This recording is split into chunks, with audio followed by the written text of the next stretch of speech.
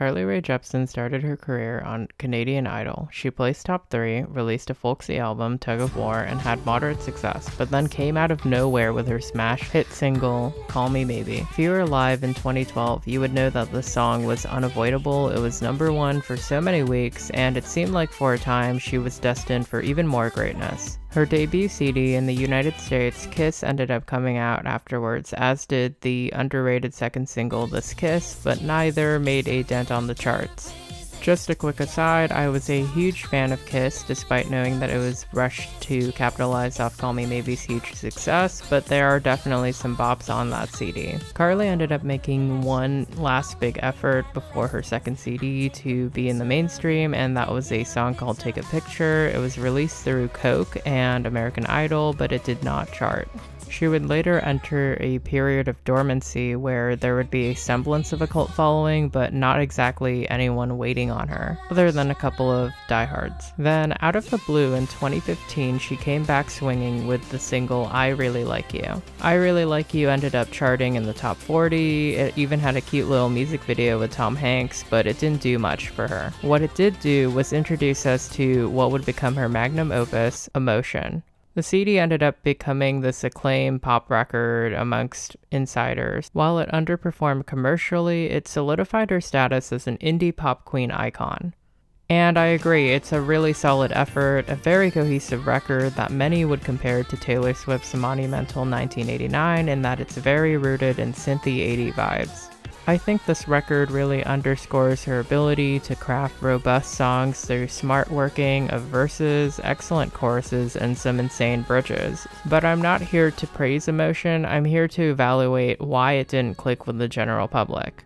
Yes, I am going to contextualize Carly Rae Jepsen. I think there's a double-edged blade to Carly Rae Jepsen, and that would be the universality of her music. The truth is, you need a codified and solid persona to succeed these days. We think of Taylor Swift as being the resident heartbroken girl, Cardi B being a loud, vivacious rapper, we think of The Weeknd being a sad boy, or Justin Bieber being a... These days, you really need an archetype or a calling card to chart and to stay in the public eye and score consistent hits. Carly Rae is known to the public as the Call Me Maybe girl, which really sucks because she's way more than that.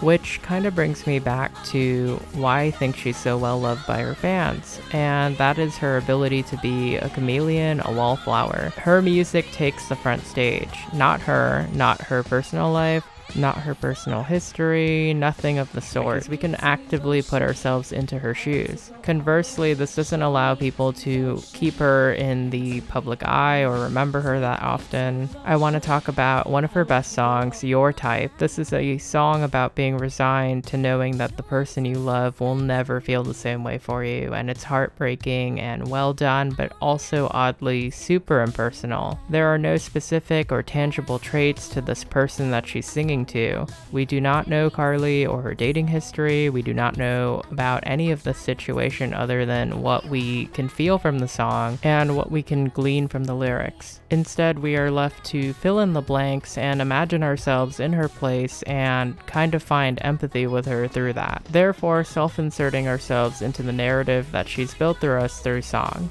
Carly Rae Jepsen is a true pop star in the sense of really committing to the appeal of the genre itself. She wants to make songs that are catchy, fun, and relatable, but not necessarily too personal or deep. I like to imagine her as somewhat of an inverse to Lorde. Lorde, as I covered in my previous video, broke the genre by breaking conventions that all people want to hear on the radio are these bombastic bops about vapid topics, whereas Carly dives deep into these topics, but does it with a winning dedication. She does it with this earnest energy that comes off as genuine and real and believable. On a very surface level, her music doesn't seem like it's much, but it's an art form in its own right. She didn't become the queen of writing hooks overnight. She reportedly recorded over 100 songs for Emotion before cutting them down to 12 on the standard, 15 on the deluxe, and 17 if you're insane like me and bought the Japanese version. She also dropped an additional 8 on her EP Emotion Side B. I always joke with friends who follow pop that Carly Rae Jepsen is either ahead of her time or belongs way back when her stylings would have made her the biggest star ever.